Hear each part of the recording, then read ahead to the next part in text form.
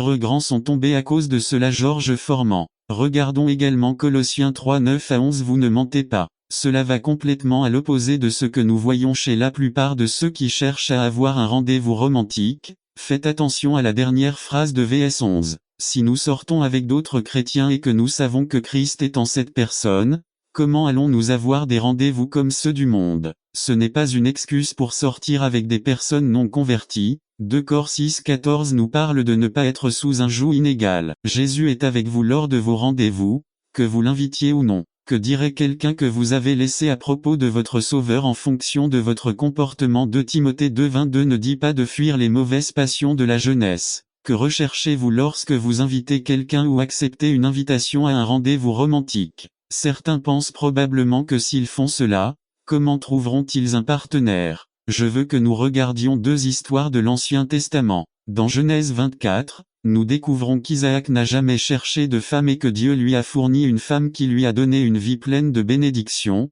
Dans Genèse 29, nous voyons Jacob poursuivre une femme et avoir des ennuis qui le suivront toute sa vie. Ne faisons pas confiance à nos passions, à nos émotions ou aux méthodes de la société. Dieu a un plan pour ceux qu'il veut marier. Il nous fournira la bonne personne si nous sommes fidèles et lui faisons confiance. N'attendez pas qu'il soit trop tard. Devenez membre de la chaîne Today et bénéficiez de réconfort et de soutien dans les moments difficiles. Cliquez sur le lien dans la description de la vidéo. Mardi 9 avril 2024 page 2 3 grands exemples résumés. Nous devons vivre une vie 100% dédiée au Christ et à ses desseins. Par Brian Smith. Église biblique de la Nouvelle Naissance. Brian Smith 9 mars 2003. 3 grands exemples. Philippiens 2 19 à 33 grands exemples. Introduction. Nous avons tous des idoles, pour ainsi dire. Quand j'étais plus jeune, je voulais être un grand basketteur comme Michael Jordan. D'autres voulaient sûrement jouer au football comme Hugo Sanchez. Chacun de nous connaît des personnes que nous admirons énormément. Et une relation saine,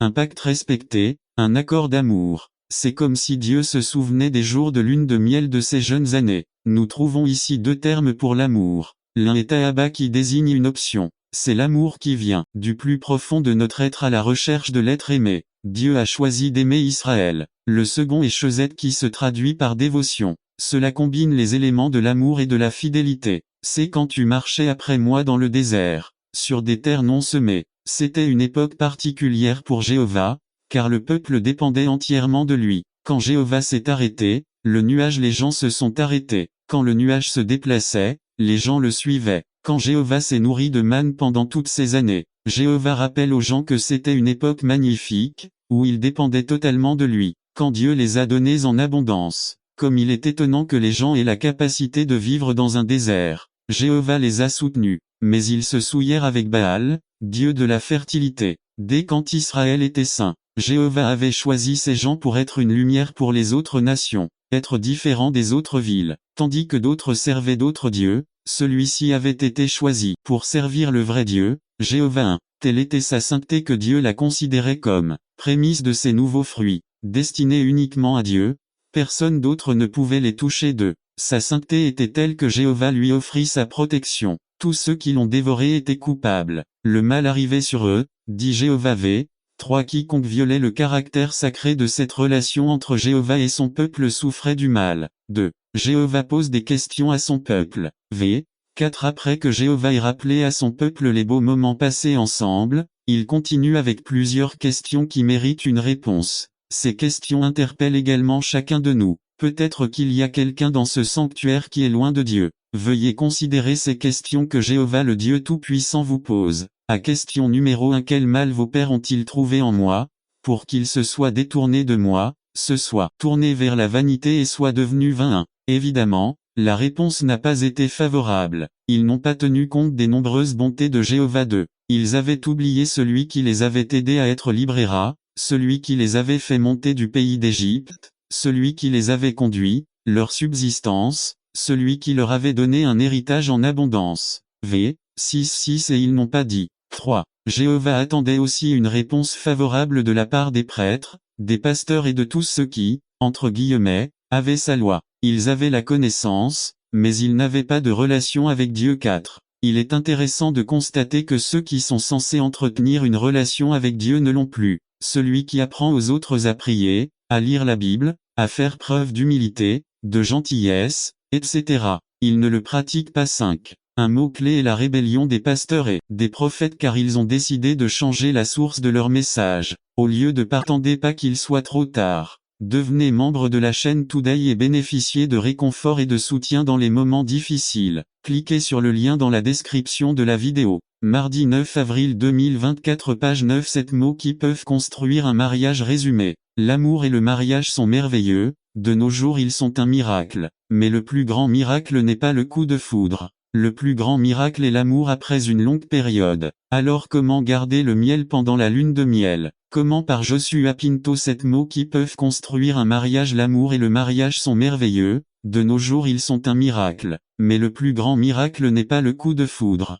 Le plus grand miracle est l'amour après une longue période. Alors comment garder le miel pendant la lune de miel? Comment maintenez-vous l'enthousiasme et l'enthousiasme là-bas? Comment avoir le type de foyer que Dieu veut que vous ayez? Permettez-moi de vous suggérer 7 mots simples basés sur 1 Pierre 3 1 à 10 1 de même, femmes, soumettez-vous à vos maris, afin que si certains d'entre eux ne croient pas à la parole, ils soient gagnés plus par votre conduite que par leur parole. 2 En observant leur conduite droite et respectueuse. 3 Que ta beauté ne soit pas extérieure, qui consiste en des ornements tels que des coiffures ostentatoires, des bijoux en or et des vêtements luxueux. 4 Que sa beauté soit plutôt celle qui est incorruptible, celle qui vient du fond du cœur et consiste en un esprit doux et paisible. Celui-ci a beaucoup de valeur devant Dieu. 5 C'est ainsi que se paraient autrefois les saintes femmes qui espéraient en Dieu, chacune soumise à son mari si tel est le cas de Sarah, qui obéit à Abraham et l'appela son Seigneur. Vous êtes ses filles, si vous faites le bien et vivez sans aucune crainte. 7 De même, vous les maris,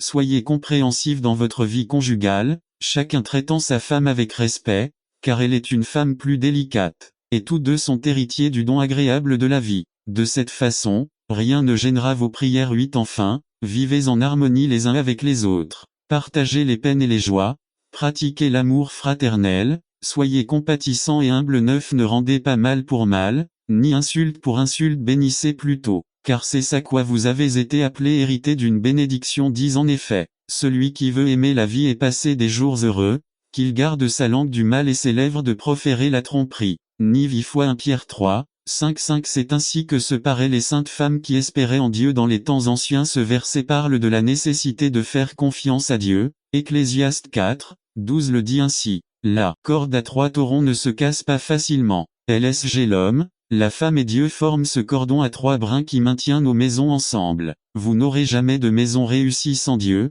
et vous ne connaîtrez jamais Dieu comme vous le devriez dans votre maison sans la foi. Il y a l'acceptation. Le premier verset met le plan de Dieu pour le foyer. 1 De même, femmes, soumettez-vous à vos maris. Le diable a voulu détruire les différences entre les sexes, sous la bannière que les hommes et les femmes sont égaux. Le diable a essayé de les faire égales. N'attendez pas qu'il soit trop tard. Devenez membre de la vie. Après cela, il dit à ses disciples, retournons en Judée. Jean 11 21. Marthe dit à Jésus, Seigneur, si tu avais été ici, mon frère ne serait pas mort. Le temps ne peut pas être économisé et placé sur un compte bancaire spécial pour être dépensé plus tard. Vous êtes seulement autorisé à le dépenser, sagement ou bêtement, mais vous devez en faire quelque chose. Vous pouvez en profiter ou vous pouvez le gaspiller. En tant que chrétiens responsables, nous devons apprendre à gérer notre agenda avec soin tout en protégeant notre liste de priorités. Il y a des personnes ou des situations qui voudront nous écarter de notre chemin. Jésus ne l'a pas permis. Lazare, son ami proche, tomba malade. Marie et Marthe, ses 2 sœurs, envoyèrent dire à Jésus d'aller là où elles étaient car sa présence était urgente. Cependant, Jésus resta encore 2 jours à l'endroit où il se trouvait. Jean 11 6. Ils étaient en colère. Si vous aviez été ici, mon frère ne serait pas mort, se plaignent-ils en le voyant arriver. Jésus a délibérément retardé son arrivée. Il a gardé son propre agenda. Je respecte fermement leur époque. Il n'a pas permis aux autres de l'éloigner de son chemin. Il a sauvegardé sa liste de priorités. Le leader chrétien doit éviter les distractions. Écrivez votre liste quotidienne de choses que vous devez faire. Protégez votre calendrier. Faites bon usage de votre temps comme Paul le recommande dans Éphésiens 5 15,16. 15 Faites donc attention à votre manière de marcher, non pas comme des insensés, mais comme des sages. 16 En utilisant au mieux votre temps, car les jours sont mauvais. 17 Ne soyez donc pas insensés, mais comprenez quelle est la volonté du Seigneur. Horloge, ne marque pas les heures, Voilà comment commence une chanson ancienne et bien connue. Cela semble aussi être la phrase que beaucoup expriment directement ou indirectement aujourd'hui. Je n'ai pas assez de temps. C'est la plainte de la plupart des gens. Tout semble indiquer que beaucoup ne disposent pas de suffisamment de temps 365 jours par an, 7 jours sur 7 ou 24 heures sur 24 pour mener à bien leurs activités et leurs engagements. Ils commencent la journée et n'ont pas assez de temps pour se préparer et aller travailler. Dans le bus, nous voyons les femmes qui finissent de se peindre et de se coiffer. Dans les véhicules, nous avons observé les hommes finir d'ajuster leur cravate. Les gens marchent vite dans les rues, les conducteurs n'attendent pas que le feu passe au vert pour continuer, ils passent au rouge. Les mères courent littéralement avec leurs enfants le matin pour qu'ils arrivent à l'heure à l'école. Dans les entreprises, on demande tout hier. De combien de temps avons-nous vraiment? N'attendez pas qu'il soit trop tard. Devenez membre de la chaîne Today et bénéficiez de réconfort et de soutien dans les moments difficiles. Cliquez sur le lien dans la description de la vidéo. Mardi 9 avril 2024, page 4. 1 jour 24 heures, 7 jours 168 heures, 30 jours 724 heures, 356 jours 8760 heures, 525 600, 31 536 000 secondes de l'année. Je ne comprends toujours pas pourquoi il y a des gens qui... Un autre, envoyez-les-moi. Je lève ma lampe près de la porte dorée. Résumé tiré de la Statue de la Liberté. Ces deux cornes comme un agneau. 1. Les cornes représentent le pouvoir. Parfois elles ont une couronne. Note. Le vieux monde s'émerveillait de la façon dont les États-Unis sont devenus grands en si peu de temps. A. Deux principes sur lesquels ce pays a été fondé. Ces deux principes sont le secret de sa puissance et de sa prospérité. B. Pour défendre le pouvoir civil et religieux, avec Jéhovah des armées à nos côtés, sans crainte de l'heure de l'épreuve qui vient sur nous, bien que nos ennemis couvrent le pays comme des sauterelles, l'épée de l'Éternel et celle de Gédéon prévaudront. Josia 15.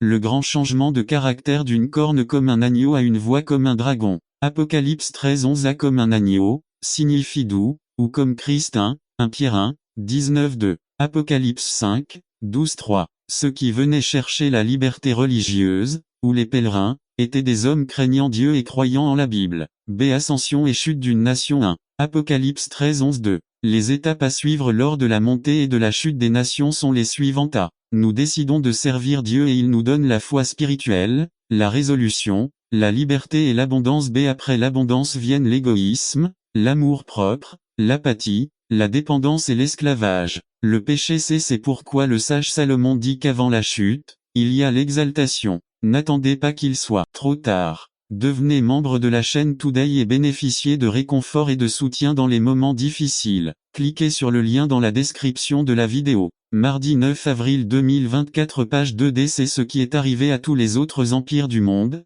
y compris Rome. C. Parle comme un dragon, c'est un pouvoir suprême. 1. Apocalypse 13:11-2. La puissance de l'Amérique déterminera tous les événements majeurs sur le globe terrestre. J.M. Aglan, au Féro de Washington Post, 21 août 1991, PA 23, 3. Il n'y a aucun candidat ou potentiel dans notre avenir immédiat, ni aucune puissance qui soit égale ou compétente aux États-Unis. Écrit par Charles Crotamé, dans son article « De l'Only Super Potential », de New Republic, 29 juillet 1992, page 23, 4. Yassir Arafat intitule l'Amérique la nouvelle Rome parce que l'ancienne Rome était une terre invincible superpotentielle de ces siècles, et l'Amérique est désormais numéro 1. Je crois que ce concept de séparation de l'État et de l'Église était un concept arbitraire issu de l'imagination d'un incroyant. Mais c'est Jésus qui a dit, « Donnez à César ce que j'ai, maintenant à Dieu appartient à Dieu. » B. Nous pouvons clairement voir à travers les longues années de l'histoire que chaque fois que l'Église et l'État se réunissent, le résultat est la persécution et la récrimination. C'est incroyant, mais de celui qui donne la foi, de celui qui ressuscite ceux qui sont morts dans les crimes et les péchés par l'esprit de vie qui est en lui. 4. Le magazine Liberta continue en disant, si les chrétiens s'unissaient, nous réaliserions n'importe quoi. Nous aurions, qu'attendez-vous pour suivre le Christ, frère? Quand vous avez un travail et que tout va bien, c'est là que vous vous souvenez le moins de Dieu, mais cela, c'est quand tu es au chômage ou qu'un membre de ta famille tombe malade. Le spirituel, c'est quand tu pries avec le plus de ferveur. Et c'est aussi quand tu es le plus proche de Dieu. Donc, n'attendez pas qu'il soit trop tard. Devenez membre de la chaîne aujourd'hui et bénéficiez de réconfort et de joie dans les moments difficiles. Mardi 9 avril 2024, page 3. Nous sommes la lumière du monde. Résumé. Si nous étions accusés d'être chrétiens, y a-t-il suffisamment de preuves pour nous déclarer coupables? Notre style de vie est le meilleur indice du degré de spiritualité développé dans notre expérience avec le Christ. Nous devons être sûrs que de manière adéquate par César Del Villar nous sommes la lumière du monde dans son livre Pourquoi pas la meilleure. Le président Jimmy Carter nous raconte un jour où, assis dans une église de plein, Georgia pensait sur le titre d'un sermon. Le titre était assez long et comportait une question. C'était: si vous étiez arrêté parce que vous êtes chrétien, y aurait-il suffisamment de preuves pour vous condamner? C'était vraiment un titre très long mais néanmoins bon, car il réussissait à attirer l'attention de Jimmy Carter et à le faire réfléchir. Si vous étiez arrêté parce que vous êtes chrétien, y aurait-il suffisamment de preuves pour vous condamner? Carter dit qu'il ne se souvient pas de ce que le pasteur a dit pendant le reste de la matinée, mais il se souvient encore de ce qu'il a pensé lorsqu'il a entendu ce titre pour la première fois. Il était diacre et professeur dans une école paroissiale et avait toujours parlé publiquement de sa foi. Mais face à la question: si vous étiez arrêté parce que vous êtes chrétien, y aurait-il suffisamment de preuves pour vous condamner? Il a pensé: je pourrais probablement m'en sortir. Et vous et moi, si nous étions arrêtés parce que nous étions chrétiens, y aurait-il suffisamment de preuves pour nous déclarer coupables? La lumière devient toujours évidente où nous expose lumière dans les cieux. Lequel d'entre eux est vraiment une source de lumière? Comment serions-nous si nous n'avions pas de lumière? La grande majorité des plantes ne peuvent pas produire de nourriture pour l'homme sans lumière, car nous ne pouvons rien voir. Tout en enseignant au peuple, Jésus suscitait l'intérêt pour ses leçons et retenait l'attention de ses auditeurs par de fréquentes illustrations tirées des scènes de la nature qui les entouraient. C'était le matin, le ciel était bleu, avec un soleil très radieux qui dissipait les ombres dans les vallées. Elle au calme du lac reflétait la lumière du soleil et servait de miroir aux nuages du matin. Les beaux trilles des oiseaux sortaient des arbres. À ce moment-là, il leur dit: vous êtes là, lumière du monde. Matthieu 5, 14 à 16. Dans la lumière du matin, les villages et les villes bâties sur les collines environnantes se distinguaient clairement. En les désignant, Jésus dit: une ville située sur une colline ne peut être cachée. Puis il ajouta: on n'allume pas non plus une lampe pour la mettre sous le boisseau, mais sur un chandelier, et elle éclaire tous ceux qui sont dans le. La plupart de ses auditeurs ce matin-là étaient des agriculteurs ou des pêcheurs, dans les humbles demeures desquelles il ne faut pas attendre qu'il soit trop tard.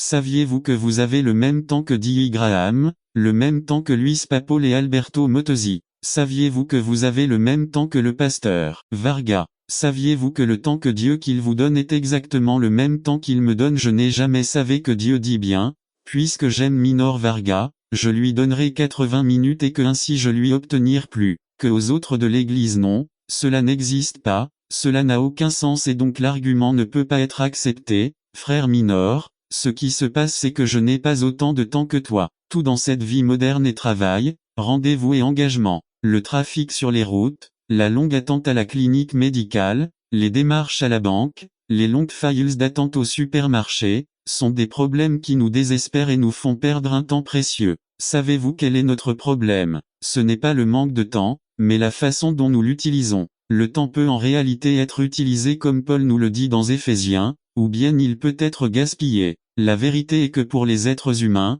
le temps est irrécupérable, chaque heure perdue est perdue à jamais. C'est pourquoi la célèbre phrase "le temps, c'est de l'argent" et l'autre qui dit "les jours passent vite" sont une réalité. Et permettez-moi d'expliquer une autre de mes phrases qui ne rime pas, mais qui rime en réalité. Non seulement les jours passent, les années volent aussi. Par conséquent, faisons bon usage de notre temps dans le ministère et dans tous les domaines de notre vie. Jésus l'a fait. 4. Jésus a visité ses disciples. Saint Matthieu 8, 14,15-14. Jésus se rendit chez Pierre et vit sa belle-mère couchée dans son lit avec de la fièvre. 15. Puis il lui toucha la main et la fièvre la quitta. Elle se leva et: car aujourd'hui je dois rester dans ta maison. 5. Quand Jésus arriva à cet endroit, levant les yeux, il le vit et lui dit: Zachée, dépêche-toi. Saint Luc 19, 5,66. Puis il descendit précipitamment et l'accueillit avec joie. Message à l'église de notre ami de Porto Rico. Combien veulent que le pasteur, les dirigeants et les diacres viennent chez eux pour prendre un café dans le Posillo cassé? Toutes les personnes présentes ont levé la main, se sont levées et ont ensuite applaudi. Pour Dieu, la visite est de la plus haute importance. A. Il a visité Adam en Éden. B. Il a visité Moïse dans le buisson ardent. C. Il a visité les êtres humains à travers son Fils Jésus-Christ pour leur offrir le salut et la vie éternelle. N'attendez pas qu'il soit trop tard. Devenez membre de la chaîne Today et bénéficiez de réconfort et de soutien dans les moments difficiles. Cliquez sur le lien dans la description de la vidéo. Mar 9 avril 2024 page 5 Jésus s'est également consacré à visiter son peuple. A. Il a rendu visite à ses disciples. B. Il a rendu visite à ses disciples. C. Il a rendu visite à ce couple lors des noces de Cana Jean 2 1 à 11. D. La maison de Simon le lépreux Matthieu 26 6 à 13. E. Il a rendu visite à Simon-Pierre et a guéri sa belle-mère Matthieu 8 14,15. F. Il a visité Zachée et a apporté le salut dans sa maison Luc 19 1 à 10. G. Et il a rendu visite à d'autres personnes qui avaient besoin de sa visite. H. Jésus est allé là où qu'elle est, la chose la plus précieuse et la plus prioritaire dans la vie. Vous devez établir des valeurs et des priorités dans votre vie, quelque chose sur lequel construire votre vie, des choses qui sont précieuses et essentielles dans votre vie. Parce que si vous n'établissez pas de valeurs et de priorités dans votre vie, d'autres le feront à votre place. Ce monde veut vous offrir et promouvoir son système de valeurs et de priorités dans votre vie. Et malheureusement, il y a des chrétiens qui ont mordu à l'hameçon du système de valeurs et de priorités que ce monde leur offrait. Ils vivent ce système sans même y penser rationnellement. Ils l'ont adopté automatiquement. Quel est le système de valeurs et de priorités du monde? Puissance et prestige. Je veux être célèbre plaisir. Je veux me sentir bien et heureux. Je veux passer un bon moment possession. Je veux faire fortune. Je veux être riche. Toutes sortes de tentations relèvent de l'une de ces trois catégories. L'ironie de la question est que Moïse, selon le système de valeurs et de priorités de ce monde, avait tout, pouvoir et prestige. Moïse était à cette époque l'héritier du trône le plus puissant du monde. Plaisir. Chaque caprice et chaque envie pourrait être satisfait dans le palais d'Égypte. N'attendez pas qu'il soit trop tard. Devenez membre de la chaîne Today et bénéficiez de réconfort et de soutien dans les moments difficiles. Cliquez sur le lien dans la description de la vidéo. Mardi 9 avril 2024 page 4 Possession. La richesse du monde entier était concentrée en Égypte. Moïse avait tout, mais il l'a jeté, il avait ses valeurs et ses priorités en perspective. Ce que nous avons passé toute notre vie à essayer d'accomplir, Moïse l'a jeté. Parce qu'il savait que ces choses ne dureraient pas, mais que la récompense de Dieu serait éternelle. Nous devons apprendre à dire non au système mondial de valeurs et de priorités, et à le dire avec conviction. Moïse l'a fait, c'était le genre de personne qu'il était. C'est pour cette raison qu'il a eu un grand impact positif pour le royaume de Dieu par sa vie. Il est allé à contre-courant de ce monde. Il y avait trois aspects clés qui avaient de la valeur et une priorité dans la vie de Moïse. Moïse a découvert que le dessein de Dieu a plus de valeur que la popularité. Il refusa d'être appelé fils de la fille de Pharaon. Je quitte le pouvoir, le prestige et la popularité. Moïse a découvert que les gens sont plus importants que les plaisirs. Il aurait pu avoir un plaisir temporaire à devenir le prochain Pharaon, mais il a néanmoins choisi de répondre à l'appel de Dieu et de libérer un peuple opprimé et asservi. Moïse a découvert que la paix de Dieu a plus de valeur que les biens. La paix ne vient d'aucune possession, la vraie paix vient lorsque nous sommes au centre de la volonté de Dieu. Être ce que Dieu nous a fait être et non ce que nous sommes en ignorant son appel 26 parce qu'il avait les yeux rivés sur la récompense. Moïse avait la bonne perspective. Qu'est-ce qui vous motive à rejeter les valeurs et les priorités de ce monde et accepter les valeurs et les priorités de Dieu? Moïse voyait au-delà de cette vie, il avait le regard tourné vers l'Éternel. Vos valeurs sont déterminées par votre vision,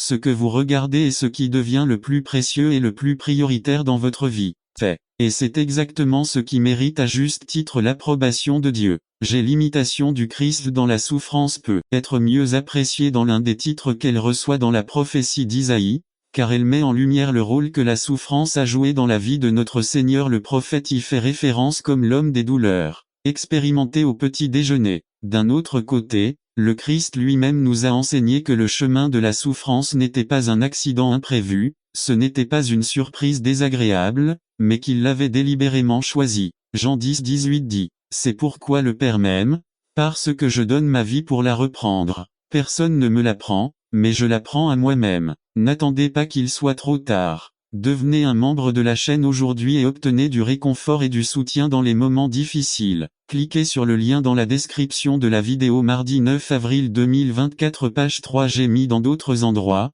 Paul dit qu'il est devenu pauvre en étant riche. Il s'est vidé, il s'est humilié devenant obéissant jusqu'à la mort sur la croix. Jésus a choisi le chemin de la souffrance. Combien d'entre nous seraient prêts à choisir volontairement la souffrance pour l'amour de la souffrance? Christ qu'il nous a laissé un exemple pour que nous suivions ses traces.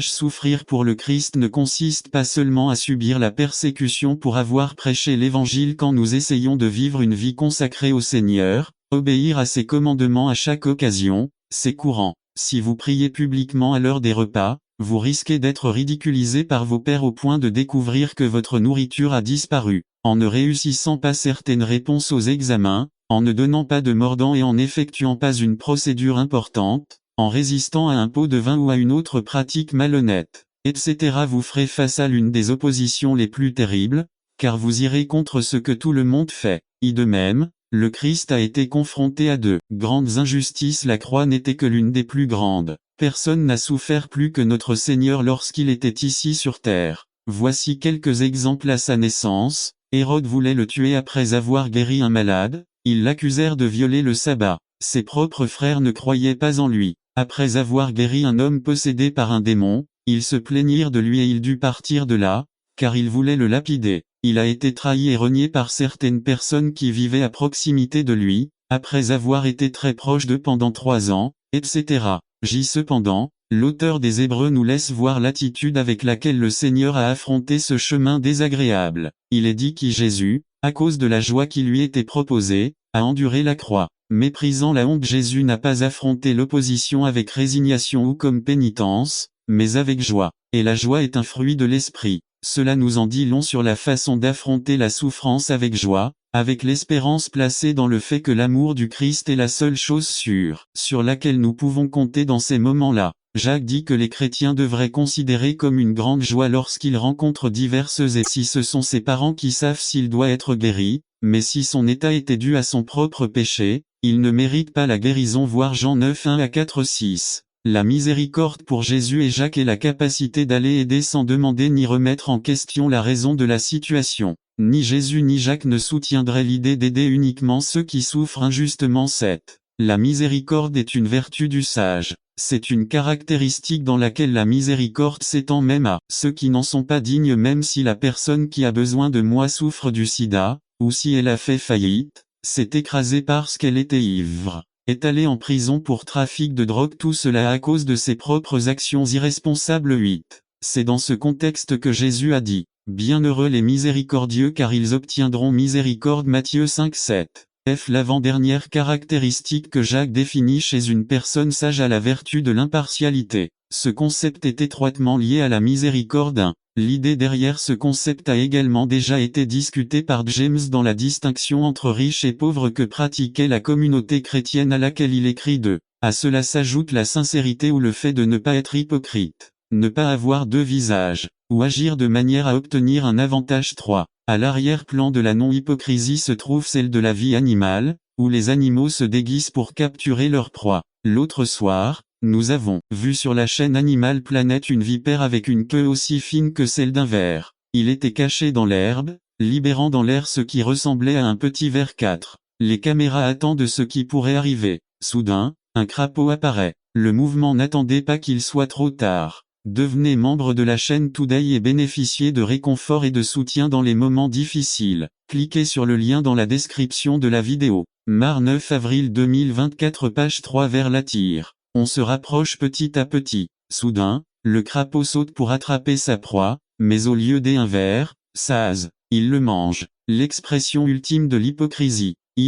Conclusion. Même si Jacques a terminé sa liste des 7 caractéristiques de la vraie sagesse, il n'a pas terminé son argumentation. En 3.18, il reprend l'une des vertus mentionnées précédemment et met un accent particulier, la paix. 1. La raison pour laquelle il fait cela est évidente. Tout au long du chapitre 3 et dans une grande partie du chapitre 4, Santiago s'inquiète de la désunion ou du manque d'harmonie dans la communauté dans laquelle il vit ou écrit de. Il y a des disputes, des récriminations, des amertumes, des bagarres, des disputes, des gens qui se lèvent pour revendiquer leurs droits, des gens qui sentent qu'on leur enlève leur autorité, et même s'ils ne font rien, ils se sentent menacés si quelqu'un d'autre semble les prendre leur place. 3. La paix de l'Église est en jeu. Pour Santiago, celui qui possède la vraie sagesse est un artisan de la paix. L'idée de pacificateur n'a jamais été populaire. 4. Le pacificateur est considéré comme un rebelle, un mécontent, un raté. Pour Santiago, faire la paix,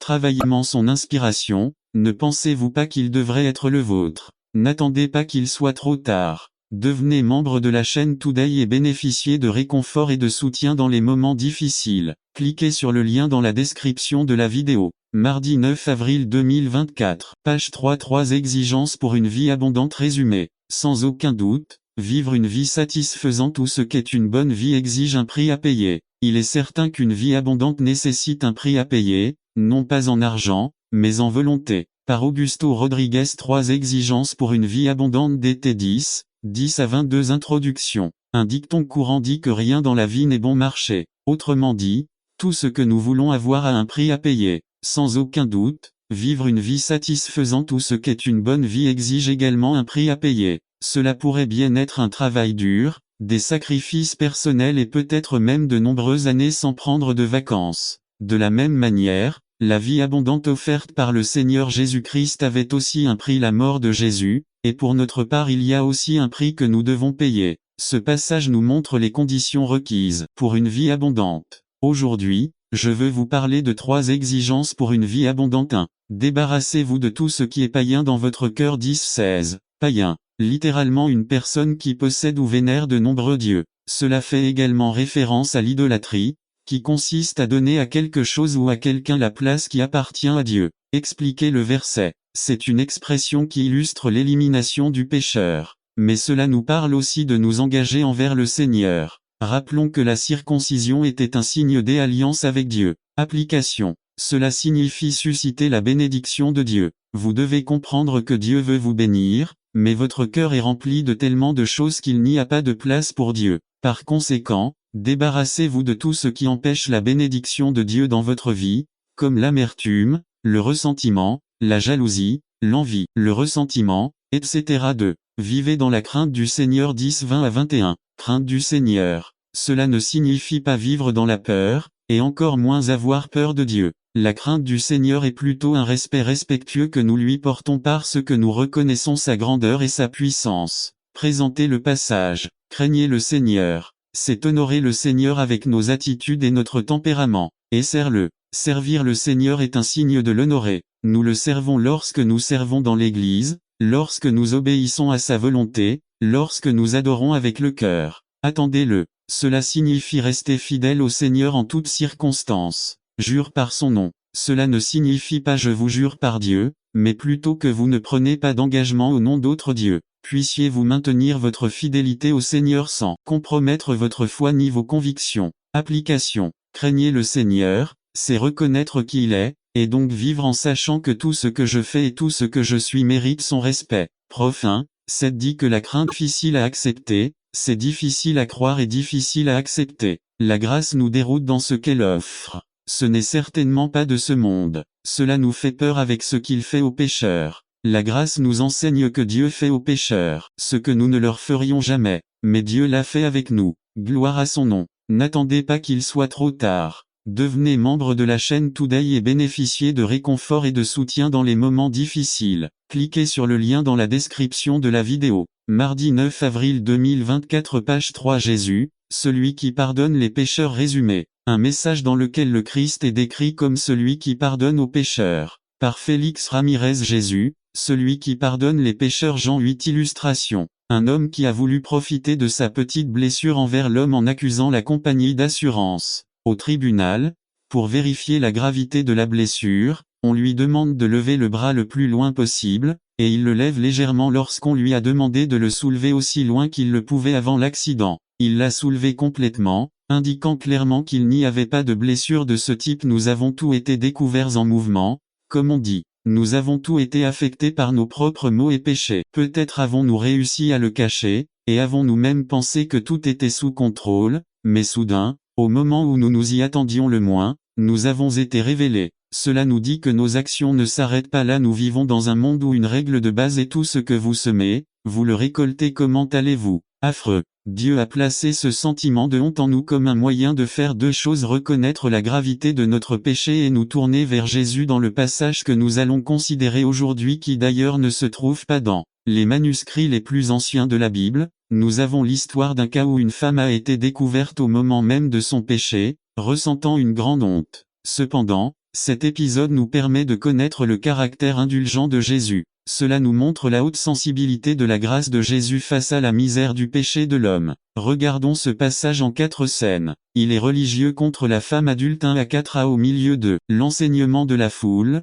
Un groupe dirigé par les professeurs de la loi s'approche de Jésus et ils amènent une femme trouvée en flagrant délit d'adultère. Peut-être s'agissait-il d'une femme connue de beaucoup de ceux qui écoutaient Jésus dans la foule. B. Pensez quelques instants à ce qu'a ressenti cette femme découverte par ceux qui étaient considérés comme les plus saints de la communauté, puis la colère de savoir qu'elle allait être forcée devant son mari, et la honte devant lui et finalement exposée devant tout le peuple et devant Jésus lui-même. Peut-être que ses enfants l'ont découvert. Je ne sais pas pour vous, mais c'est un horrible mélange de honte, de terreur et de colère. Désagréable. Pauvre femme. C'est maintenant, essayez d'écouter ce que disaient les hommes qui ont amené cette femme de force. Écoutez son accusation faite à haute voix devant tous les gens qui écoutaient Jésus enseigner d'un côté du temple. La femme ne savait pas où cacher son visage. Elle ne savait pas où poser son regard. Qui exerçait autrefois l'autorité suprême en matière politique et religieuse. Il fut un temps où il avait également compétence en matière pénale. À l'époque du Nouveau Testament, l'Aréopage avait encore une grande influence en matière d'éducation et de religion. Il était donc naturel qu'un tel corps s'intéresse à Paul et à son nouvel enseignement. Actes 17.18 et suivent. 500 ans plus tôt, l'Aréopage était le théâtre du procès et de la condamnation du célèbre philosophe Socrate. N'attendez pas qu'il soit trop tard. Devenez membre de la chaîne Today et bénéficiez de réconfort et de soutien dans les moments difficiles. Cliquez sur le lien dans la description de la vidéo. Mardi 9 avril 2024 page 2. Le croyant en Christ profite de ce jour comme tout le monde car ce sont des jours que le Seigneur a créés comme une opportunité de célébrer le véritable amour que le Christ a pour nous et le véritable amour qui doit exister entre le croyant. Face aux difficultés que traverse le peuple de Dieu en matière de mariage brisé et faible, l'Église profite de cette journée comme d'une opportunité pour renforcer ses relations conjugales. Voici quelques suggestions pour les mariages. 1. Assistez à la conférence des couples et au dîner que votre Église propose. 2. Faites savoir à votre conjoint en l'exprimant verbalement combien vous l'aimez. 3. Montrez votre amour en servant de tout cœur. 4. Résolvez les conflits du passé qui continuent de pervertir vos pensées. 5. Apprenez à donner et à demander pardon. Voici quelques suggestions pour les célibataires. 1. Réaffirmez votre amour pour le Seigneur. 2. Ne laissez pas les pressions sociales vous amener à tâcher votre corps. 3. Apprenez à attendre et présenter à votre futur conjoint quelque chose de digne. Vos corps vierges. 4. Faites savoir à vos parents en l'exprimant verbalement combien vous les aimez. 5. Montrez l'amour de vos parents et de votre famille en servant de tout cœur. 6. Apprenez à donner et à demander pardon. Bibliographie American Holiday and Special Days, George et Virginia Shawn, 1986. The Book of Festival and Holiday the World Over, Marguerite Hickey, 1970. Story of the World's Holiday, Grace Infray, 1924, réimprimé 1990. Arts, Cupid and Red Rose, The Story of les symboles de la Saint-Valentin, Edna Barth, 1974. La Saint-Valentin et ses origines, Frank Staff, 1969. N'attendez pas qu'il soit trop tard. Devenez membre de la chaîne Today et bénéficiez de réconfort et de soutien dans les moments difficiles. Cliquez sur le lien dans la description de la vidéo. Mardi 9 avril 2024 page 3. Les attributs de Dieu. Partie 1. Résumé. Connaissez-vous vraiment Dieu? Il est essentiel que nous en sachions davantage sur ce grand personnage de l'histoire qui est différent et transcendant. Dieu. Par George Alvarez. Les attributs de Dieu. Introduction. Service du soir du 2 février 2003 à Ebenezer, Union City, Californie. Il est essentiel que nous en sachions davantage sur ce grand personnage de l'histoire qui est dit autre. La parole de Dieu nous dit que notre Seigneur Jésus-Christ a été moqué parce qu'il a vécu et est mort pour les autres. Examinons 3 façons dont Jésus-Christ a vécu et est mort pour les autres. Christ a vécu et est mort. Aimer et pardonner aux autres. Christ a vécu et est mort pour les besoins des autres. Le Christ a vécu et est mort pour le salut des autres. N'attendez pas qu'il soit trop tard. Devenez membre de la chaîne Today et bénéficiez de réconfort et de soutien dans les moments difficiles. Cliquez sur le lien dans la description de la vidéo. Mardi 9 avril 2024 page 1. Le Christ allait dire « J'ai soif ». Jean 19, 28. Mais il était plus important d'élever une prière au Père et d'en demander d'autres. Et dit « Père, pardonne-leur car ils ne savent pas ce qu'ils font ». Luc 23 34 1. Moïse a prié pour ses ennemis. Psaume 106 16 à 26 2. Étienne étant lapidé, il en demanda d'autres. Acte 6, 70 3. Christ exige que nous pardonnions. Matthieu 5 38 à 47. Notre justice doit être encore plus grande que celle des religieux. Matthieu 5 20 b voire Romains 12 20. I Corinthiens 4 12. I Pierre 2 20 à 23 etc. B à un moment donné, Christ va crier, Éloi, Éloi, lama sabachthani, mon Dieu, pourquoi m'as-tu abandonné? Marc 15 34. Mais il se souciait davantage des besoins des autres. Et il dit femme, voici ton fils, voici ta mère. Jean 19 26 à 27. 1. Le Christ a choisi le disciple le plus aimé pour prendre soin de Marie, ce que je voulais le plus d'eux. Le Christ nous dit, prenez soin de l'Église, prenez soin des veuves et des orphelins. 3. Le Christ nous aime et veut que nous prenions soin des besoins des autres. C'est le Christ allait crier d'une voix forte, Père, entre tes mains je remets mon esprit. Mais pour lui, le salut de l'âme de cet homme était plus important, à qui il disait, en vérité, je te le dis, aujourd'hui tu seras avec moi au paradis. Corps du sermon. Le Christ veut que nous vivons en aimant, et pardonner aux autres. À l'amour ne cherche pas ce qui lui est propre. Corps 13h15b, c'est-à-dire Étienne étant martyrisé. Acte 7 60 mégatonnes 5 39. Luc 6h27. Rome midi 17 20. STG 4, 1 à 11 AB. Ce que Christ nous demande. T5, 38 à 48. Éphésiens 4, 30 à 32. Illustration. Saint François d'Assise marchait sur une route déserte quand tout à coup il aperçut un homme qui venait vers lui sur la route opposée, et en s'approchant il réalisa qu'il s'agissait d'un homme. Lorsqu'il aperçut les plaies, même de loin, il reconnut que cet homme était un pauvre et malheureux lépreux. Avant d'arriver au point de rencontre de leur chemin, François d'Assise choisit de faire demi-tour pour ne pas passer près de ce lépreux. En passant par là, à distance de cet homme, son cœur fut repris pour cette mauvaise action, à tel point qu'il dut faire demi-tour et appeler ce lépreux. Il partagea avec lui l'eau de son sac, et quand il lui dit au revoir et continuant son chemin, je lui dis quelque chose dans son cœur, que ce lépreux qui de la chaîne Today ait bénéficié de réconfort et de soutien dans les moments difficiles. Cliquez sur le lien dans la description de la vidéo. Mardi 9 avril 2024 page 1. Mais pensez à vous avec raison. Qu'est-ce que la raison? Penser sainement, c'est penser à soi-même, aux mêmes pensées que Dieu a à notre sujet. Pensez que vous êtes plus qu'un gagnant, justifié par la foi. Lorsque vous vous levez le matin, pensez que Dieu vous a créé à son image. Vous êtes donc le représentant de Dieu sur terre, et que Dieu vous a créé dans un but précis. Alors sachez que chaque jour qui passe vous êtes dans la volonté parfaite et agréable de Dieu. Je ne sais pas ce que cela vous fait, mais pour moi, cela me donne confiance au quotidien et m'empêche d'être arrogant. 5, 4 quarts, de même que nous avons plusieurs membres dans un seul corps, mais que tous les membres n'ont pas la même fonction. 5 de même nous, étant plusieurs, sommes un seul corps en Christ, et tout membre l'est, un des autres. Si vous souhaitez un cours de théologie sur le corps de Dieu, tenez-vous nu devant un miroir. Il y a plusieurs choses que vous pouvez apprendre sur l'Église de Dieu si vous faites cela. Vous réaliserez d'abord qu'il n'existe qu'un seul corps. Il n'y a qu'une seule Église sur terre. Peu importe que vous ayez une dénomination ou non, et si votre nom figure sur la liste des membres d'une Église, cela n'a aucune signification, car si la personne a reçu Christ comme son Seigneur et Sauveur, elle est née de nouveau et fait maintenant partie de l'Église de Dieu. 2. La deuxième chose que vous verrez si vous vous tenez devant le miroir, c'est que vous avez de nombreux membres dans votre corps et qu'ils s'appartiennent les uns aux autres. Ce n'est pas seulement un tronc, mais vous avez des doigts, des pieds, des yeux et bien d'autres choses intéressantes. Et ils ont une fonction particulière. C'est l'Église, où chacun de nous est différent, mais nous nous complétons. L'idée de Dieu est que nous avons de la diversité dans l'Église. Imaginez si nous étions tous pareils. Quelle chose horrible. Puissions-nous tous être un seul œil. En conclusion, Dieu veut que nous prenions le temps de méditer sur notre état spirituel et de réfléchir à ce que Dieu dit de nous. En tant que membres les uns des autres, faites un effort pour être utilisés par Dieu dans vos capacités, vos dons et vos talents. N'attendez pas qu'il soit trop tard.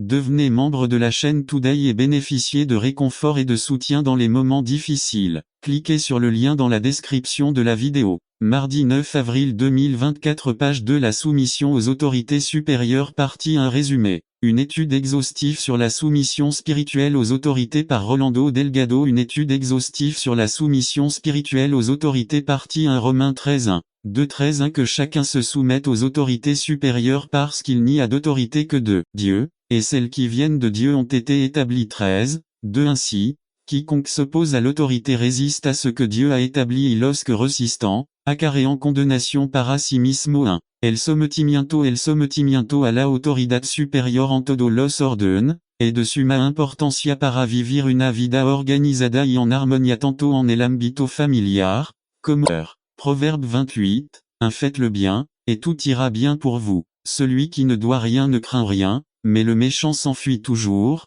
même si personne ne le poursuit. Le méchant s'enfuit sans que personne ne le poursuive, mais les justes sont audacieux comme un lion. À Thomas Mucho Valor enfrentar una multitud. Thomas Mucho Valor ser una persona de fi de vision. Thomas Mucho Valor hace lo correcto cuando e opposition. Pero un lide no anda por el camino de meno resistencia. Porque ese camino casi nunca el se correct 5. Ils bâtissent des personnes et des familles. Isaïe 58, 11 à 12 11 L'Éternel te paîtra toujours, et rassasiera ton âme dans les sécheresses, et fortifiera tes os et tu seras comme un jardin arrosé et comme une source d'eau dont les eaux ne tarissent jamais 12 Et ton peuple bâtira les ruines antiques. Vous relèverez les fondements de génération après génération, et vous serez appelés. N'attendez pas qu'il soit trop tard. Devenez membre de la chaîne Today et bénéficiez de réconfort et de soutien dans les moments difficiles. Cliquez sur le lien dans la description de la vidéo. Mardi 9 avril 2024 page 2. Réparateur de brèches, restaurateur de routes à habiter. À l'un des plus grands besoins des gens d'aujourd'hui est d'appartenir, d'être aimé et d'être nécessaire. Un vrai leader crée des relations durables et s'efforce de restaurer les personnes qui l'entourent. 6. Cela va plus loin. Proverbe 14:23 Chaque effort en vaut la peine. Mais ceux qui parlent et n'agissent pas finissent dans la pauvreté. À une fonction du leader est d'aller plus en profondeur, de creuser et de faire des efforts dans tout ce qu'il entreprend. Un vrai leader connaît ses forces et ses faiblesses et ils n'ont pas peur de l'engagement et sont sûrs de leur désir dès quand vient l'heure des baptêmes. Je remarque qui est fiancé et qui ne l'est pas. Habituellement, ces gens ont un million d'excuses pour ne pas s'enfoncer plus profondément dans les eaux. 7. Ce sont des rêveurs. Jean 12:46 Je suis la lumière qui est venue éclairer ce monde. Celui qui croit en moi ne vivra pas dans les ténèbres. Einstein a dit que l'imagination est plus importante que la connaissance. Ce sont des rêves dans lesquels Dieu sème de grandes choses. C'est un vrai leader ose rêver l'impossible dès qu'il voit ce que tout le monde voit mais d'une manière différente. Quand vous rêvez pour la dernière fois laissez la lumière de Jésus vous sortir des ténèbres vers les merveilles que Dieu a préparées pour vous. 8. Ils prennent soin les uns des autres. Marc 12. 30 à 31 30 Aimez-le de tout votre cœur, c'est-à-dire avec tout ce que vous pensez, avec tout ce que vous êtes et avec tout ce que vous valez. 31 Et le deuxième commandement le plus important est, aime ton prochain comme tu t'aimes toi-même. Aucun autre commandement n'est plus important que ces deux-là. Si vous ne vous aimez pas, vous ne pourrez jamais aimer personne. Prendre soin de vous physiquement est un signe de respect de soi. Vous ne pourrez pas réaliser quelque chose de grand si vous ne vous sentez pas bon. Un vrai leader sait prendre soin de son corps. Le temple de Dieu. 9. Il s'engage à mener une vie d'excellence. Matthieu 5:48 Vous devez être parfait comme Dieu, votre Père qui est aux cieux est parfait. N'attendez pas qu'il y ait du prestige social, du pouvoir politique, de la science et de la religion. C'est question numéro 3 14 Israël est-il un serviteur, est-il un esclave? Pourquoi est-elle devenue prisonnière? 1. La réponse aux deux premières questions est non. Israël n'était ni serviteur ni esclave, mais un fils. Dieu a traité Israël comme ses enfants bien-aimés. 2.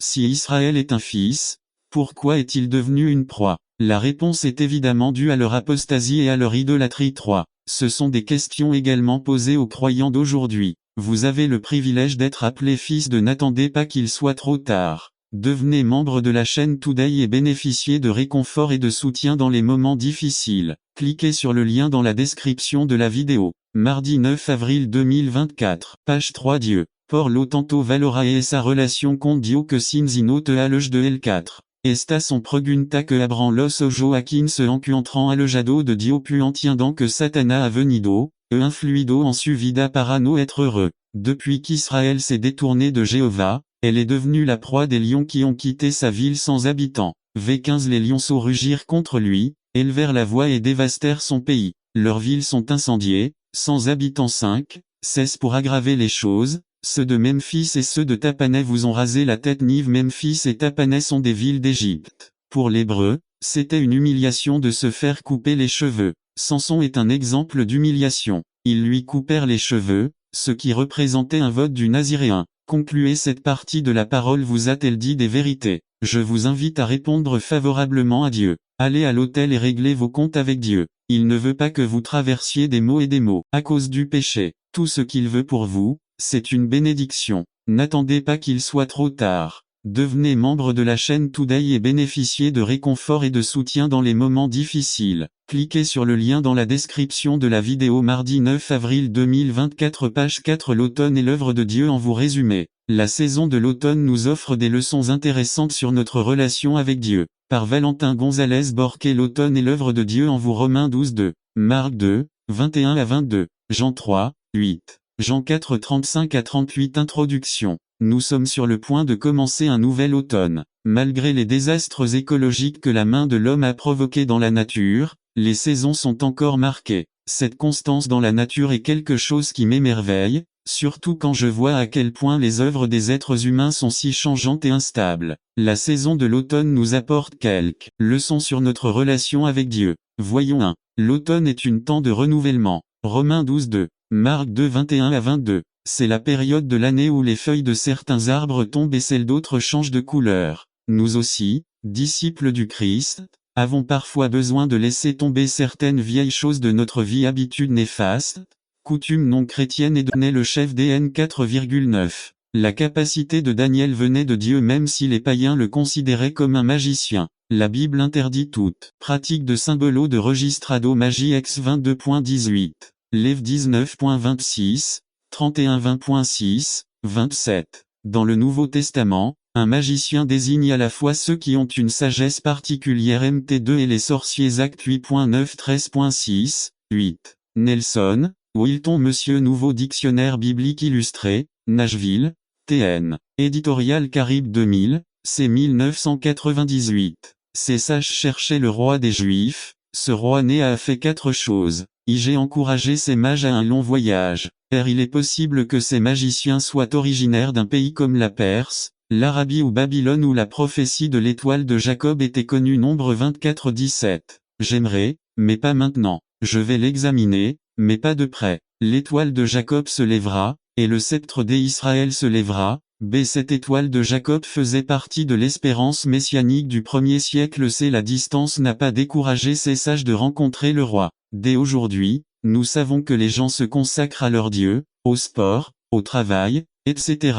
Ils sont prêts à voyager si nécessaire. Exemple 1. Ceux qui voyagent pour regarder leur match de football même lorsqu'ils sont loin. N'attendez pas qu'il soit trop tard. Devenez membre de la chaîne Today et bénéficiez de réconfort et de soutien dans les moments difficiles. Cliquez sur le lien dans la description de la vidéo. Mardi 9 avril 2024, page 1-2. Ceux qui voyagent pour le travail, les affaires comptent 3. Ceux qui voyagent pour voir Guadalupana. Ces mages savaient vraiment ce qu'ils cherchaient. Le roi. Êtes-vous prêt à quitter votre zone de confort pour vous rendre là où le roi des rois est vénéré? 2. Je stimule l'étoile pour guider les mages.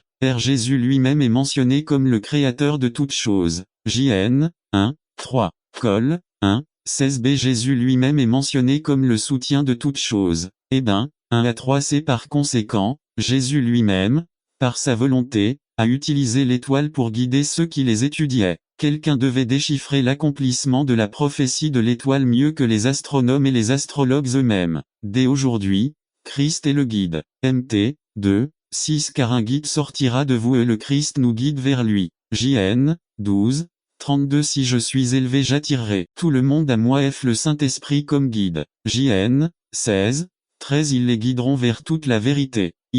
J'ai encouragé ces mages à une adoration. Nous voyons clairement que dans l'adoration, il y a des postures. Se prosterner. B. Se prosterner est un signe d'humilité devant un Dieu grand et saint. C'est le culte que ces hommes ont rendu ne semble pas être le résultat d'un bénéfice, mais qu'ils ont adoré pour la simple raison que le destinataire est méritant et digne, il est saint, il est le roi. Ne pensons donc pas que nous devons adorer Dieu seulement lorsque nous en recevons un bénéfice. Et semblant d'aller plus loin, son intention était, vas-tu me laisser partir? Oui, si tu le fais, Tu ne sauras jamais que c'était moi qui étais avec toi tout ce temps. Tu ne vois pas que je te fais une blague parce que ce que je veux vraiment, c'est que tu me dises de rester avec. Allez, les gars, vous allez vraiment me laisser partir. Si vous le faites, vous n'aurez plus jamais cette opportunité de m'avoir si près, de manger avec vous et de me découvrir devant vous. 17. Quelle a été la réponse des disciples? Ne manquez pas la révélation maintenant. Mais ils ont insisté, ils l'ont poussé, ils l'ont forcé à rester, ils l'ont contraint, ils l'ont arrêté, ils l'ont retenu